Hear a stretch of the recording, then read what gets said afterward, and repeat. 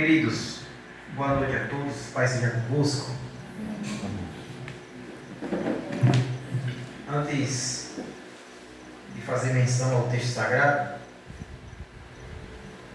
eu me lembrei de algo interessante aqui,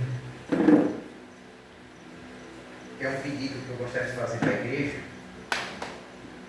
para colocar na lista de oração. Quero agradecer a Deus pela vida de todos os irmãos que compõem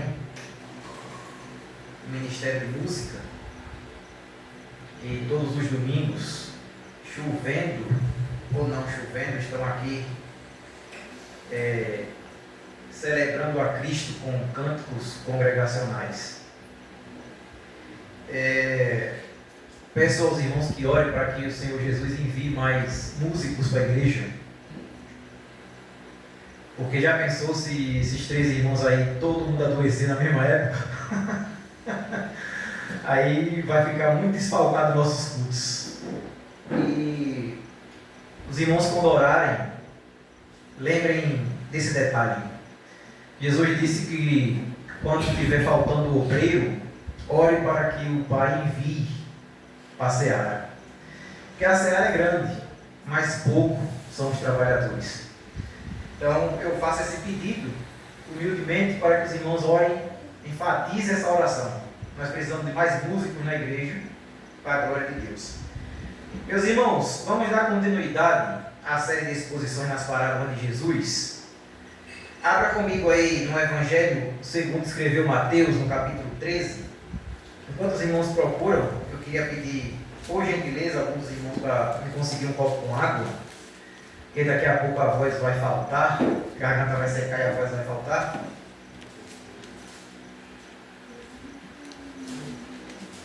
Mateus capítulo 13. Vamos ler os versículos do 44 até o 46.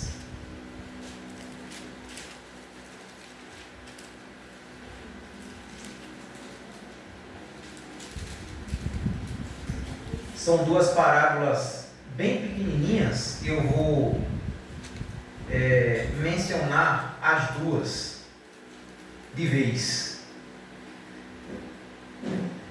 Está escrito assim: o reino dos céus é como um tesouro escondido que um homem descobriu num campo.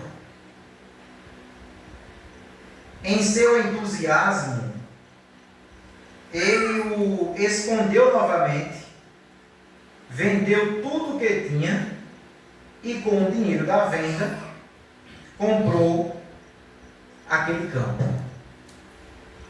Essa é a parábola do tesouro escondido. E junto a essa parábola, Jesus também contou outra, que é a parábola da pérola, versos 45 e 46. O reino dos céus também é como um negociante que procurava pérolas da melhor qualidade. Quando descobriu uma pérola de grande valor, vendeu tudo o que tinha e, com o dinheiro da venda, comprou a tal pérola. Só até aí.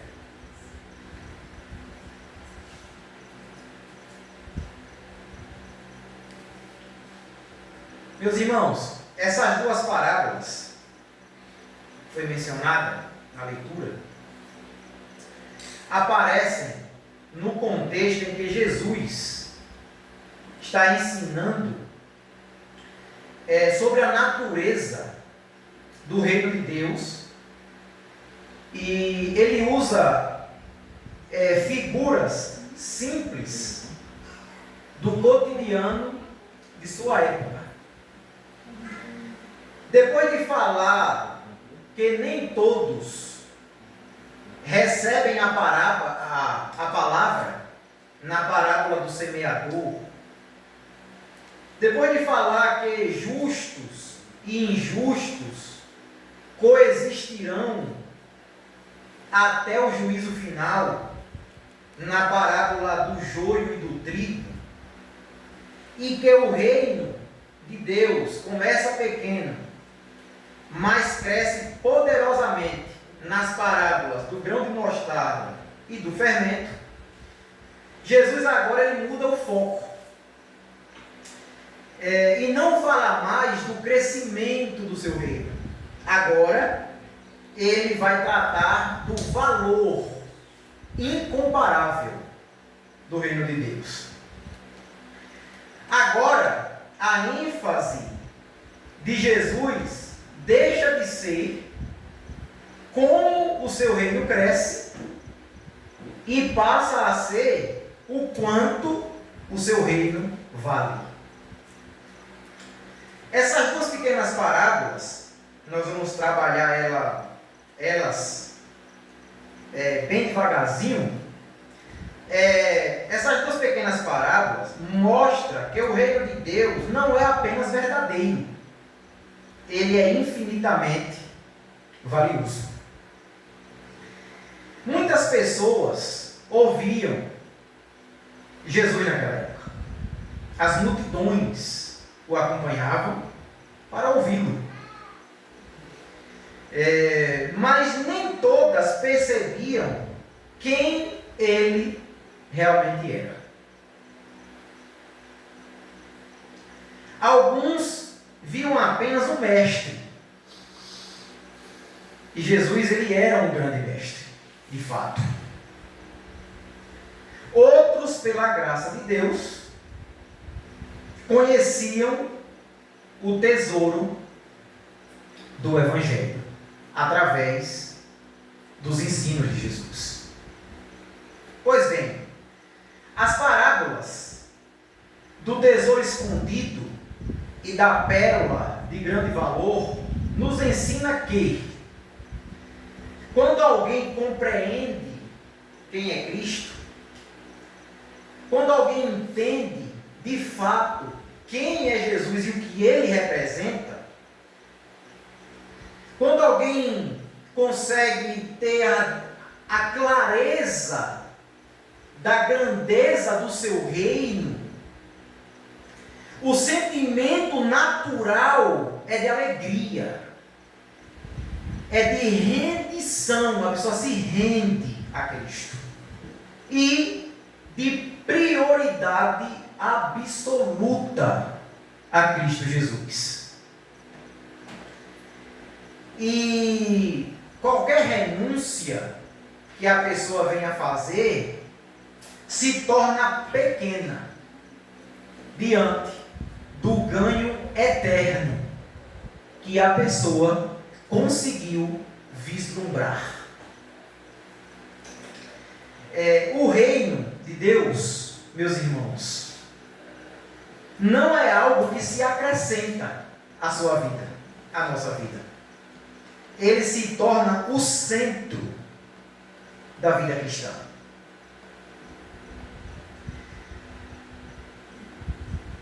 Séculos depois de Jesus ter proferido essas duas parábolas, o apóstolo Paulo, ele vai falar o seguinte, em Filipenses capítulo 3, quem quiser abrir comigo,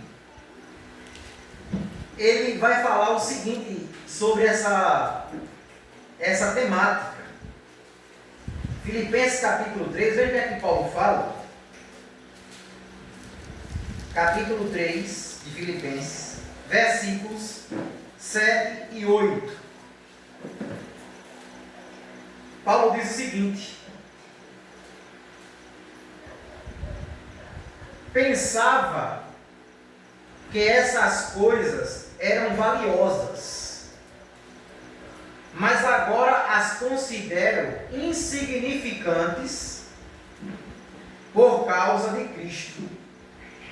Sim, todas as outras coisas são insignificantes comparadas ao ganho inestimável de conhecer a Cristo Jesus, meu Senhor. Essa expressão aqui, ganho inestimável, significa extremo valor, comparadas ao extremo valor de conhecer a Cristo, meu Senhor. E ele prossegue: por causa dele, deixei de lado todas as coisas e as considero menos que lixo, a fim de poder ganhar a Cristo. Glória a Jesus. Paulo aqui expressa o valor incomparável do reino de Deus. Ele vislumbrou isso ao ponto dele dizer que nem a sua própria vida era mais valiosa do que ele ter tido conhecido o seu Senhor Jesus Cristo. E isso só acontece quando a pessoa de fato enxerga quem é Jesus de verdade. Glória a Deus. E o que é o seu reino. Essas parábolas nos convidam a perguntar: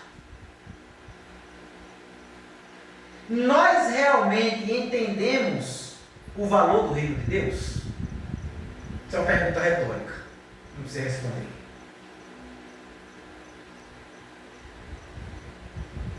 Meu irmão e minha irmã, você de fato entendeu o valor do reino de Deus?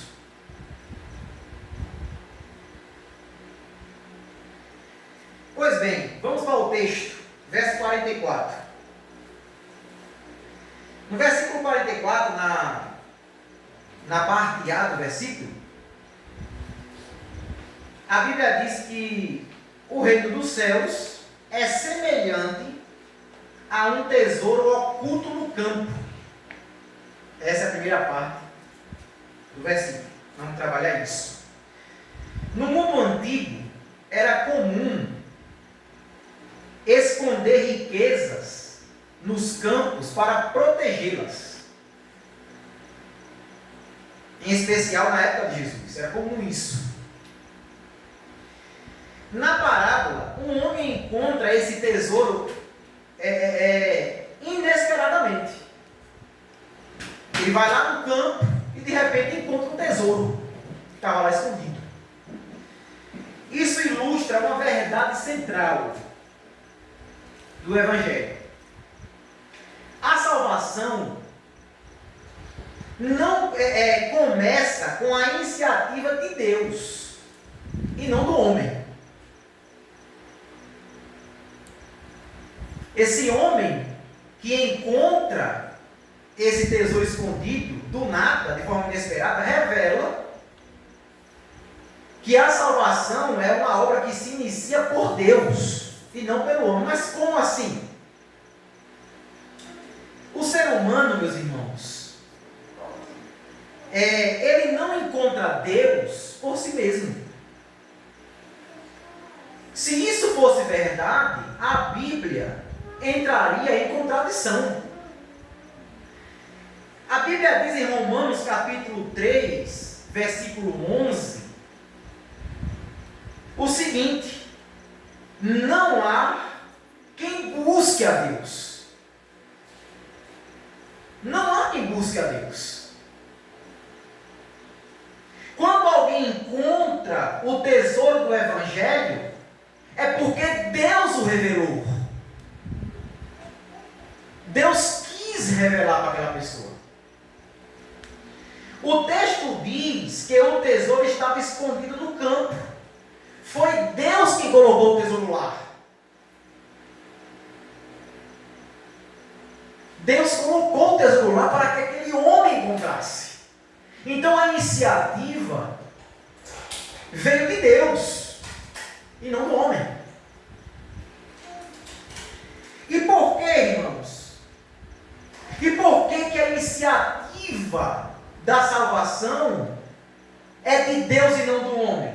Porque, meus queridos, a graça ela precede a fé. Ela vem antes da fé. Antes de você crer, a graça de Deus já trabalhou mudando, transformando a sua vontade. Porque antes você não queria buscar a Deus. Glória a Deus. Antes o que existia em você era a incredulidade. Era inimizade entre você e Deus. Mas aí a graça de Deus trabalhou na sua vida e aí você respondeu com fé. Segundo, a regeneração também ela precede a resposta humana. Primeiro, Deus opera um novo nascimento no ser humano, para depois ele responder à pregação do Evangelho. Ou seja, se Deus não tivesse escondido esse tesouro lá no campo, se Deus não tivesse colocado lá esse tesouro, o homem não encontraria nada. Absolutamente.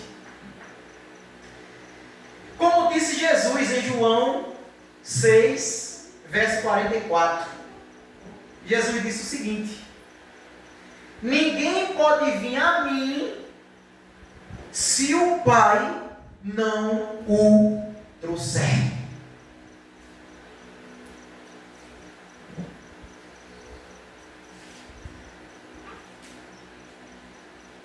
O homem, ele não cria o tesouro, ele apenas a encontra. Porque Deus providenciou esse tesouro para que ele o encontrasse. Nos versículos 45 e 46, observe que no verso 44, o texto bíblico diz que um homem descobriu um tesouro no campo. Já nos versículos 45 e 46, Jesus apresenta um comerciante que procurava boas pérolas e encontra uma de valor extraordinário.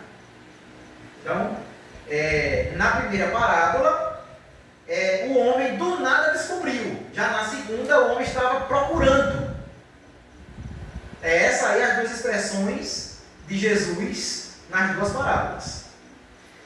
A ênfase aqui dessa parábola do verso 45 e 46 não está na busca humana. Essa não é a ênfase. Embora tinha um comerciante buscando uma pérola de grande valor, mas a ênfase da parábola não é isso. A ênfase da parábola está no valor incomparável daquilo que foi encontrado, da pérola. Essa é a ênfase dessa parábola. Por quê? Porque Cristo, ele é a pérola de grande valor. Aqui ele está falando dele mesmo. Ele está se colocando como uma pérola que aquele comerciante estava procurando. O Evangelho é o tesouro do reino de Deus. E a salvação é o bem supremo. Nada nesse mundo, meus irmãos, nada nesse mundo se compara à salvação eterna que Deus oferece em seu Filho Jesus Cristo. Nada. Qualquer coisa que possa nos dar prazer nessa vida não pode se comparar a isso. A Bíblia diz em 2 Coríntios, capítulo 4, versículo 6, se você quiser acompanhar, fica à vontade, o seguinte: Pois Deus que disse, haja luz na escuridão, é quem brilhou em nosso coração, para que conhecêssemos a a glória de Deus na face de Cristo. Veja o que é que Paulo está dizendo. Pois Deus que disse, haja luz na escuridão. Então é esse Deus que fez brilhar em nosso coração essa luz, para que conhecêssemos a sua glória na face de Jesus Cristo. A conversão, irmãos, o novo nascimento, a regeneração acontece quando Deus abre os nossos olhos espirituais para ver a beleza e o valor da pessoa de Cristo Jesus, o nosso Senhor. É disso que Jesus está tratando nessas duas parábolas. Nas duas parábolas, nós vemos aqui a mesma reação. Depois que o homem encontra o tesouro escondido e o outro homem encontra a pérola de grande valor, a reação de ambos é a mesma. O texto bíblico vai dizer: vendeu tudo que tinha. Quando aqueles homens vislumbraram o valor e a beleza do reino de Deus, o texto bíblico diz que ambos venderam tudo que tinha, um para comprar o campo e o outro para comprar aquela pérola de grande valor. Então observe que existe aí o verbo vender. Essa, irmãos, é a resposta de um coração regenerado. A reação dos dois é uma demonstração de um coração verdadeiramente rendido a Jesus Cristo. Eles venderam tudo que tinha. Então, esse verbo aí, observe aí que tem essa palavra, esse verbo vender aí, ele dá a ideia de que os bens que possuímos são negociáveis, mas o valor do reino não. É isso que esse verbo aí, vender, no grego, dá a entender. O que nós possuímos de bens materiais, isso aí é negociável. A gente pode ter hoje, pode não ter amanhã, agora o valor do reino não se negocia. Glória a Deus. E também, esse verbozinho aí, né, no grego, dá também a entender a ideia de que o ter, o possuir, é o mesmo que não ter para o salvo. É a mesma coisa ter e não ter. Por quê? Porque o nosso tesouro é celestial, é eterno, não é passageiro e nem terreno. É basicamente essa a ideia do texto grego, desse verbo vender. Vender tudo que tinha. Então, essa é a evidência de quem verdadeiramente viu o reino de Deus. A pessoa, ela se desprende das coisas dessa vida. Ela se desprende. A expectativa da pessoa que é salva, que é regenerada, é o céu. A sua esperança é chegar logo lá. Glória a Deus. O salvo, ele não espera em Cristo apenas para essa vida. Porque Paulo diz que se a gente espera em Jesus apenas para essa vida, somos os mais miseráveis dos homens. Essa é a evidência de quem verdadeiramente viu o reino de Deus.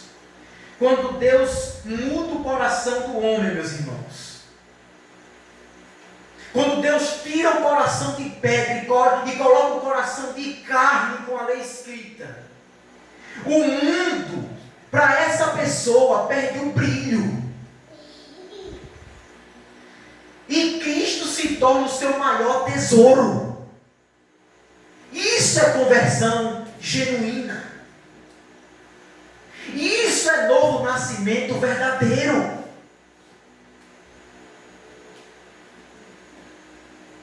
A fé salvadora sempre produz nova prioridade de vida.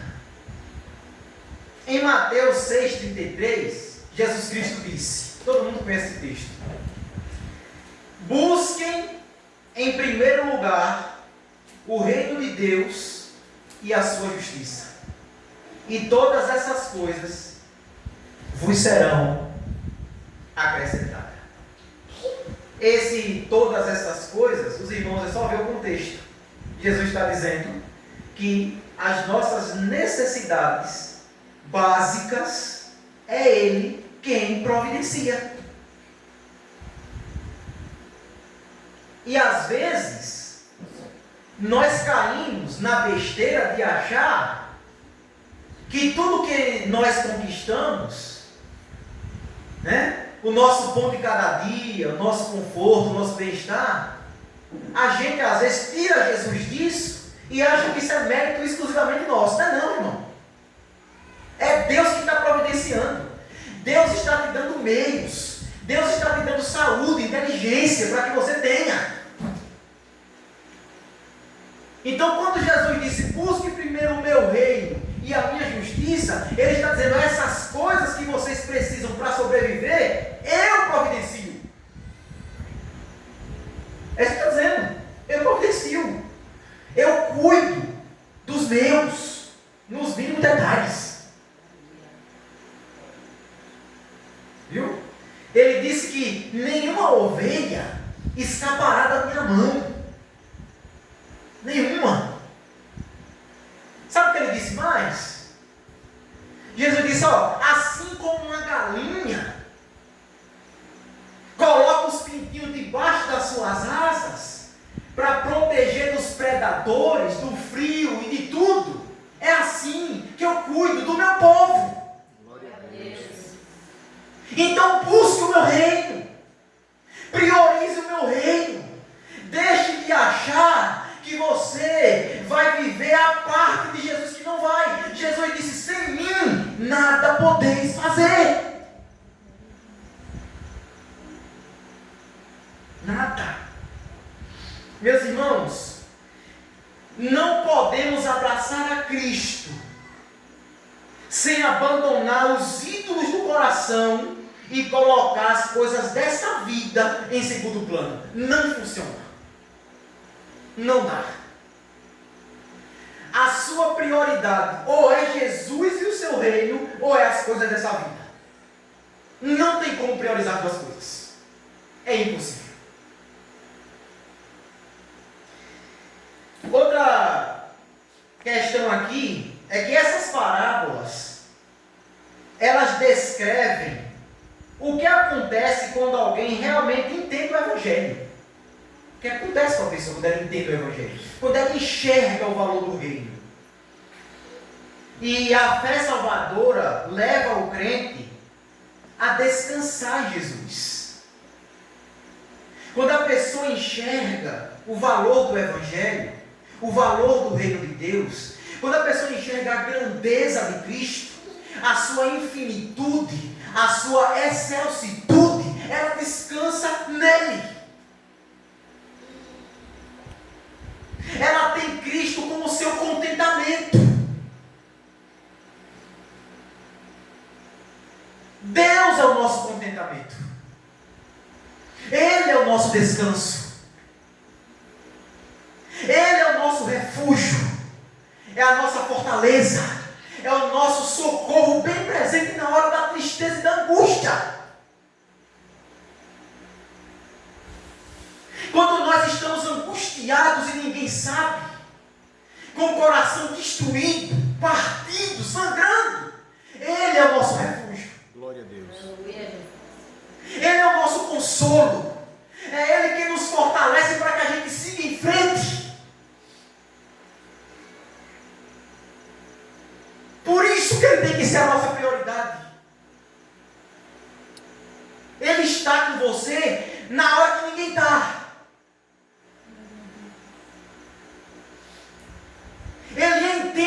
fraquezas.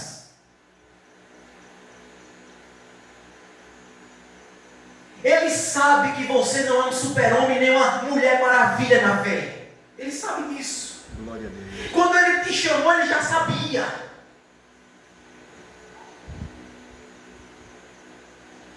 Então descanse nele, ele é o seu contentamento.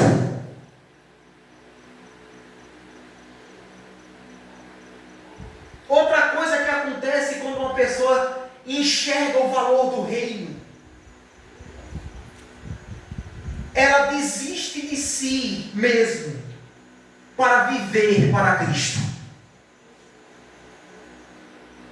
Desistir de si aqui, irmãos, não é a pessoa dar cabo da própria vida, não, tá? Não é nada disso. Quero esclarecer isso daqui para não ser mal interpretado. Desistir de si não é dar cabo da própria vida. Agora eu vou me matar porque agora eu quero só Jesus. Nada disso. Não é isso. Né? Desistir de si é você negar-se a si mesmo para fazer a vontade de Cristo. É você abrir mão da sua vontade para fazer a vontade dele. É disso que a Bíblia fala. Quando Cristo é visto como tesouro, viver para Ele deixa de ser um peso e se torna um privilégio. A Bíblia diz em Lucas capítulo 14, versículo 33, o seguinte. Eu vou ler na minha versão aqui. Lucas capítulo 14, quem quiser acompanhar aqui no slide ou na Bíblia, fica à vontade. Versículo 33 diz o seguinte: da mesma forma,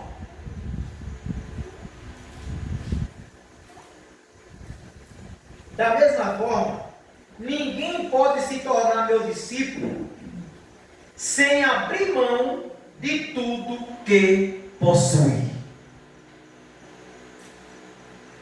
Jesus aqui, ele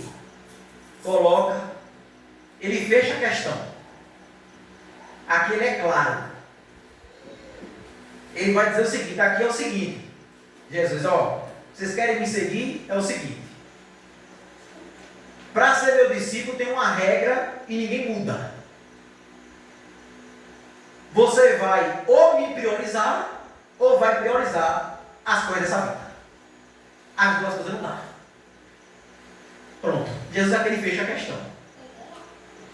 Então, quando ele diz isso, que nós precisamos renunciar tudo quanto temos para seguir a Ele, Jesus não está falando que isso vai ser uma perda definitiva. Jesus está dizendo que isso aqui é uma troca eterna. Você vai trocar a sua prioridade, é só isso. Você vai deixar de priorizar aquilo que é passageiro para priorizar aquilo que é eterno. Por que você vai fazer isso? Porque você conseguiu enxergar o valor do reino de Deus. Você conseguiu. Deus fez você fazer isso. Então, é você trocar o aqui. É você trocar o agora pela eternidade. Não fique preso às coisas dessa vida. E para concluir, essas duas parábolas ensinam uma verdade, uma única verdade. As duas ensinam uma única verdade. Cristo é o maior tesouro do reino de Deus. Ele está falando dele nessas duas parábolas. Ele está se revelando como alguém que é o maior tesouro do reino de Deus. E quem encontra Cristo, encontra a vida eterna. Glória a Deus. E encontra o sentido da sua existência.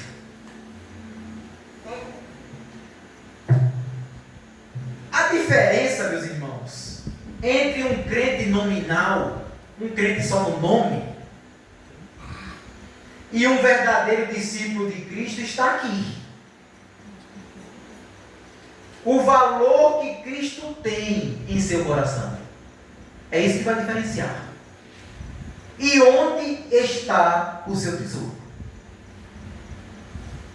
Isso vai diferenciar o verdadeiro do falso crente.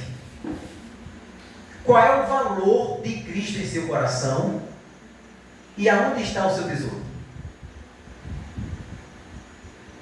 Porque Jesus disse o seguinte, abra comigo em Mateus capítulo 6, volte só um pouquinho do texto que foi lido. Veja o que Jesus falou. Será que Cristo verdadeiramente é a coisa mais valiosa da sua vida? Aonde está o seu tesouro? Veja o que é que Jesus diz. Mateus capítulo 6, versículos do 19 ao 21. O texto diz assim. Veja o que é que Jesus manda a gente fazer. Não ajunte tesouros aqui na terra, onde as traças e a ferrugem os destroem, e onde os ladrões arrombam casas e os furtam. Ajuntem seus tesouros no céu, onde traças e ferrugem não destroem, e onde ladrões não arrombam nem furtam. Agora veja a revelação do versículo 21. Jesus agora vai dizer o porquê que nós não temos que ajuntar tesouro aqui. Verso 21 é a resposta. Por quê? Veja só. Onde o seu tesouro estiver, ali também está o seu coração. Pronto. Jesus está dizendo, se você prioriza o reino dos céus, o seu tesouro está na eternidade. Mas se você prioriza as coisas dessa vida, o seu coração não vai estar nas coisas dessa vida. Pronto. Jesus aqui, ele simplesmente revela pecados do coração. Aquilo que você prioriza é ali que o seu coração está. E para encerrar, irmãos, vamos para algumas aplicações práticas. Observe que nas duas parábolas, um homem vende tudo o que tinha, os homens venderam tudo o que tinham, um compra o campo, que tinha o tesouro, e o outro compra a pérola de grande valor. Aí agora, nós temos aqui o verbo comprar. E se for mal interpretado, alguém pode achar que a salvação é comprada, né? Nada a ver com isso. Não é isso que o texto está dizendo.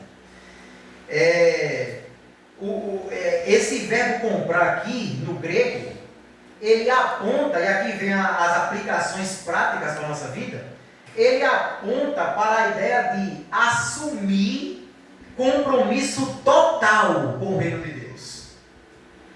Observe que o homem, quando ele viu o tesouro escondido, foi o que ele fez? Ele vendeu tudo que tinha para comprar o quê? Para comprar todo o campo. Ou seja, ele assumiu compromisso total com aquele tesouro. E o outro fez o quê? Ele vendeu tudo o que tinha e comprou aquela pérola de grande valor. Ele assumiu o compromisso total com o reino de Deus. É esse o sentido do verbo aqui, comprar, no grego. E aí, como está o seu compromisso com o reino de Deus? Reflita. Examine-se, pois, o homem a si mesmo. Como está o seu compromisso com o reino de Deus? Hoje pela manhã foi abordado aqui na EBD a respeito do nosso compromisso em levar o evangelho para o pecador, em obedecer à ordem imperativa de Jesus. Como está o nosso compromisso com o reino de Deus? Nós estamos anunciando Cristo como pecador porque Jesus ordenou fazer isso. Não é que ele pediu, ele mandou. e você não tem a opção de não ir. Quer dizer, nós não temos a opção de não ir pregar o Evangelho. Nós temos que pregar o Evangelho. E outra coisa também que esse verbo aqui aponta, esse verbo aqui também dá a ideia de também não abrir mão, ou abrir mão do que for necessário por causa desse compromisso. Primeiro, esse verbo aqui no grego dá a ideia de você assumir o compromisso total com o reino de Deus. E segundo, ele dá a ideia de você abrir mão de qualquer coisa por causa desse compromisso. E aí?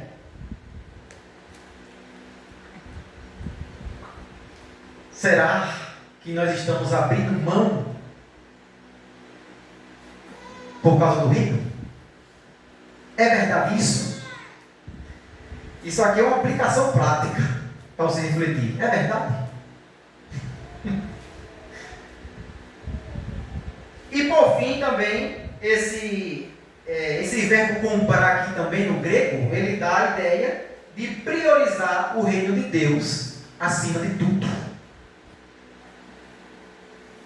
Acima do dinheiro, acima da riqueza, acima do bem-estar, acima do conforto, acima do prazer. É isso que esse verbozinho comprar traz para nós como aplicação prática. Que Deus abençoe a sua vida e a igreja do Povão reflita nessas duas parábolas tão profundas que Jesus revelou para nós. Deus te abençoe. Meus irmãos,